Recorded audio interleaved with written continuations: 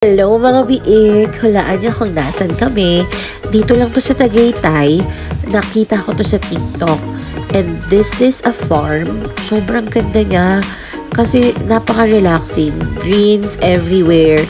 May man-made pond. Kung saan nagre-relax ang mga fish. Tingnan niyo, meron pa dyan. Natutulog siya. Di lang ganun ka-visible yung mga isda sa camera ko. Pero may mga fish din dyan. Kung mapapansin nyo, may mga kubo. Kasi pwedeng mag-stay dyan, mag-rest with your family. Kung family kayong pupunta dito, ang kagandahan, no entrance fee. This is not just a tourist destination dito sa Tagaytay, because this farm offer accommodations for retreats and recollection. This